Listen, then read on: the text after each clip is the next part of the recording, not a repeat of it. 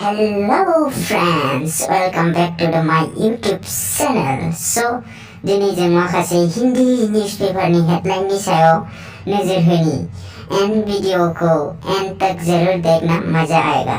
होमबा इसोरनि मुं लानानै वीडियोखौ जागायनोसै। जय खेरी बाबानि जय। 128 किलो की पत्नी के नीचे दबकर मरा पति। वो तेरी फाग्लालाय माखौ नायनानै हाबा खालामनायमोनलै बेलाय बेहेनजोन। बिनिखायनो बिगुरनि गासिखौबो गिदिर गिदिर नागिरनो नाङा।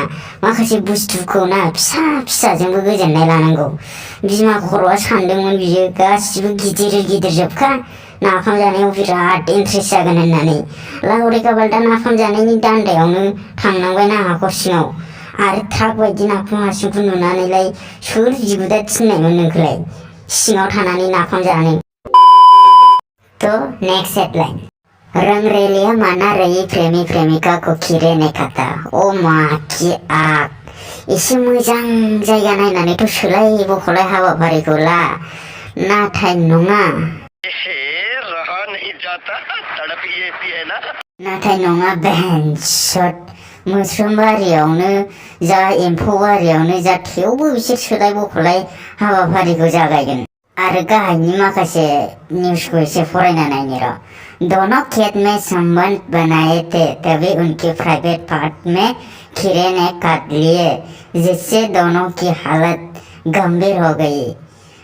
बे मोस्रोमाबो बिराद गुन्दाथारलाय, अरदोंबो अरदों बबावबा अरदों, सासेनाव आलु फान्थावआव आरो सासेनाव नेमखियाव।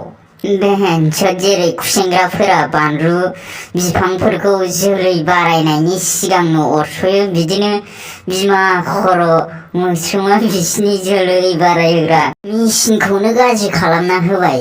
नुबायना फाला फालिफोर मोजां थाल लानानै खामानिखौ मावाबा मा जायो।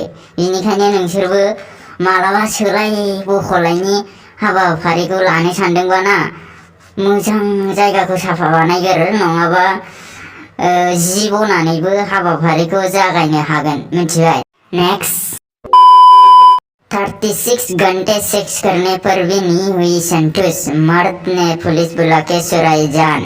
OMG, बेलाय मानसिना रबटसोलै बेहेनसद। 36 घन्टा माने मथा मथि फुरा साननै हर हरसे। You guys believe it? बिगुरनि नाफाम गुदुंखौलाय माजों बानायनानै हरनायलै भगवानालाय बेनो। सेंग्रायाथ' फुरा नालेंखर दंफांनिफ्राय फाथोसिना दंफां बायदि जालांबाय जानांगौ बियो। बोसोरैगे मालाबा सेक्सनि नाम खोनाबानो हार्ट एटेकसो जाग्रा जासिगोन बे।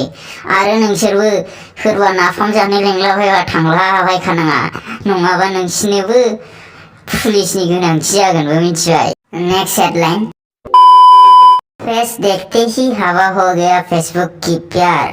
दिल्ली से खिसनी पहुंची युवती, प्रेमी निकला बुड्ढा।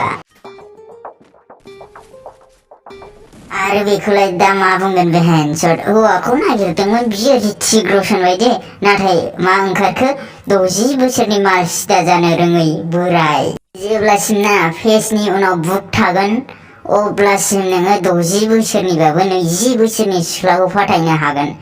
नाथाय बेहेनसद जेब्ला फेसनि उननिफ्राय बुगा गोमाबाय अब्ला खत्म,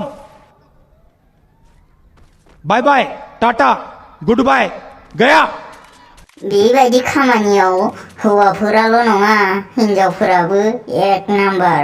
गथ' सानैनि बिमा जानायबाबो स्टेटासआव मा लिरगोन बिसोरो? आं सिंगोल, सोरनोबा मबाइल नाम्बार नांगौ नामा? आरो प्रफाइलाव मा होगोन? बिउटि प्लास लागायनानै ललिपप काटिं लाउरा लासन काटिं खालामनाय फट'सखौ होगोन। बेहेनसद बैसोखौबो लिरबावगोनसो बिसोरो। आं मात्र 25 बोसोरल'। बिनिखायनो फेसबुकनि सिख्लाफोरखौ एसेबां फोथाय जेसेबां नों गुबुनजों खारनानै फैफिननाय हिनजावखौ फोथायो। सो अगर आप लोग को वीडियो पसंद आया तो वीडियो को लाइक करो, शेयर करो, कमेंट करो। अगर चैनल को सब्सक्राइब नहीं किया है तो चैनल को सब्सक्राइब करो और बाजू में जो बेल आइकन है उसमें प्रेस करके ऑल नोटिफिकेशन पे सेट करो, ताकि मैं आप लोग के लिए जब भी नई वीडियो लेके आए तो सबसे पहले आप लोग देख सके। सो आज के लिए इतना ही, मिलते हैं नेक्स्ट वीडियो में। तब तक bye bye, stay home, stay safe, see you very soon, thanks for watching. आ